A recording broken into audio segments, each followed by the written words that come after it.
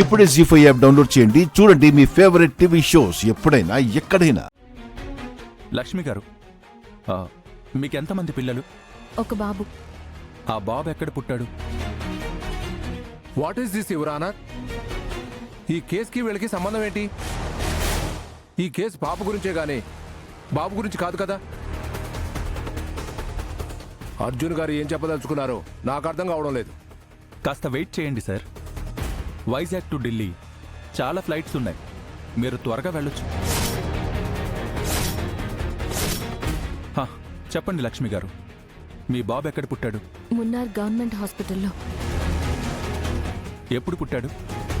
December 10, 2017 రాత్రి 8:30-9 గంటల మధ్యలో. అంటే లక్కీ పాప పుట్టిన సేమ్ ప్లేస్లో, సేమ్ డేట్లో, సేమ్ టైంకి. అవును.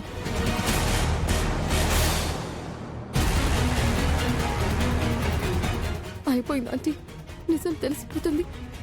మనం ఒకటి అనుకుంటే ఇంకోటి అవుతుంది. అప్పుడు మీరు మున్నార్లో ఉండేవారా? అవును. మున్నార్లో ఎక్కడుండేవారు? మా వారి ఎస్టేట్ మేనేజర్ భాస్కర్ ఇంట్లో.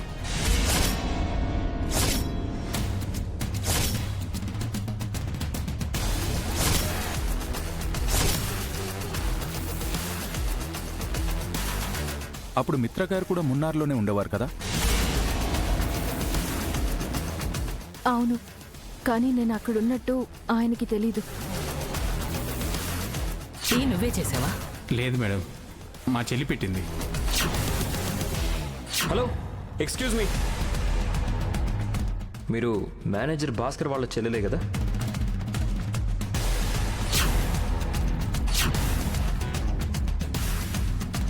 మిత్రా, మిత్రా,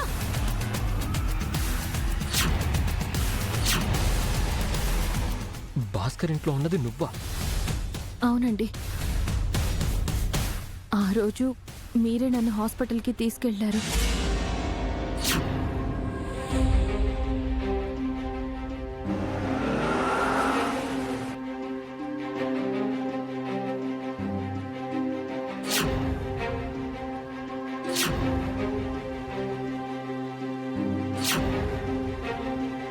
మీరు తిడతారన్న భయంతో నేను చెప్పలేదు.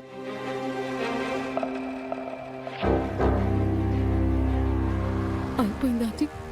లక్కీ లక్ష్మి కూతురు అని మిత్రకి తెలిసిపోయింది. ఇక కేసు లేదు, ఏమీ లేదు. నువ్వు లగేజ్ సర్దుకోవడమే. ఆ రోజు మీరు నన్ను హాస్పిటల్కి తీసుకెళ్లారు.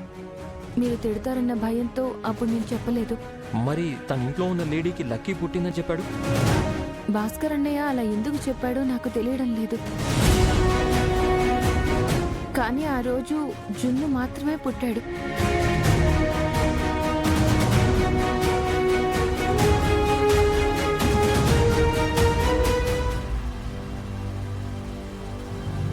అయ్యాయా మీ ఫ్యామిలీ డిస్కషన్స్?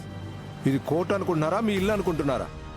అయ్యా యువలాయర్ గారు, వీళ్ళ ద్వారా మీరు ఏ నిజం నిరూపించాలనుకుంటున్నారో కాస్త చెప్తారా? ష్యూర్, మీరింకా కూర్చోవచ్చు. యువర్ ఆనర్, మిస్సెస్ లక్ష్మి గారు అదే రోజు అదే హాస్పిటల్లో ఒక బాబుకి జన్మనిచ్చారు. అదే టైంలో మిత్రానందన్ గారు కూడా అక్కడే ఉన్నారు.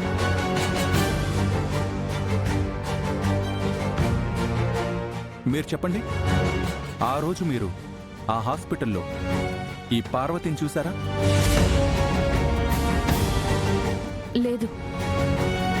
నేను చూడలేదు. అంటే ఆ రోజు పార్వతి అక్కడ లేదు.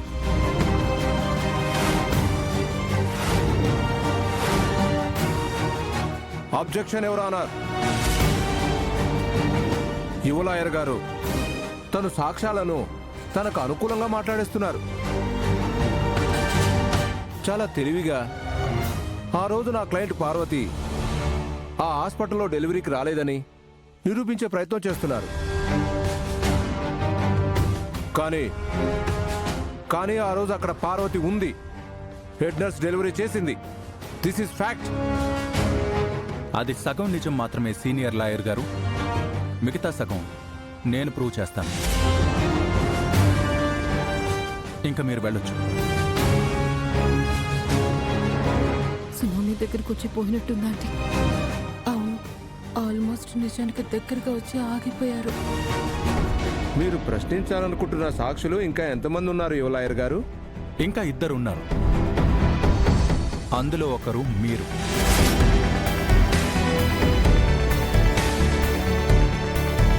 వాట్? అవును, మిమ్మల్ని కొన్ని ప్రశ్నలు అడగాలి. కాస్త బోన్లోకి వస్తారా?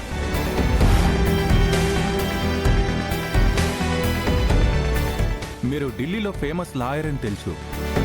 గంటకి 5 లక్షలు కూడా తీసుకుంటారని విన్నాను. నిజమేనా? కేసును బట్టి ఒక్కోసారి 10 లక్షలు కూడా తీసుకుంటారు. ఈ కేసు వాదించడానికి ఎంత తీసుకున్నారు? ₹1 కూడా తీసుకోలేదని మీకు ముందే చెప్పాను. ఎందుకని మీరు ఫీజు తీసుకోలేదు? ఒక తల్లి కోసం మానవత్వంతో వాదించడానికి వచ్చాను. ఈ కేసు గురించి మీకెందుకంత ఇంట్రెస్ట్?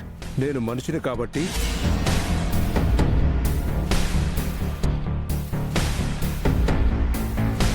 సాటి మనిషి గురించి ఆలోచిస్తాను కాబట్టి.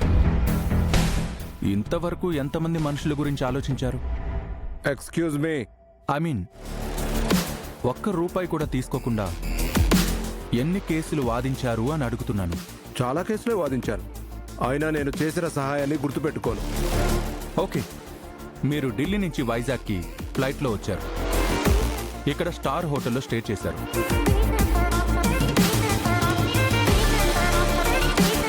ఇక్కడ కార్ని హైర్ చేసుకున్నారు. ఇదంతా మీ సొంత ఖర్చేనా?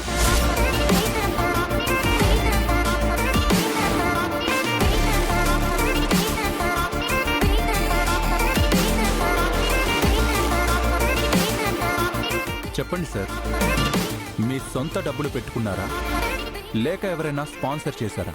అది మీకు అనవసరం. ఈ కేసుకి అవసరం లాయర్ గారు. సారీ యువర్ ఆనర్, నేను ఆ వివరాలు చెప్పదలుచుకోలేదు. నేను చెప్తాను.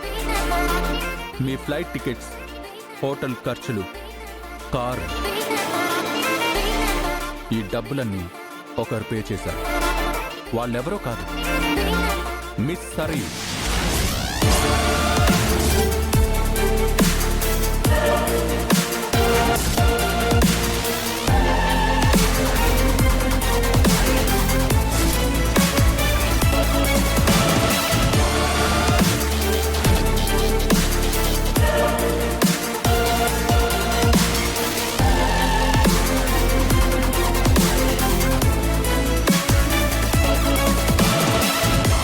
అందుకు సంబంధించిన బిల్స్ యువర్ ఆనర్.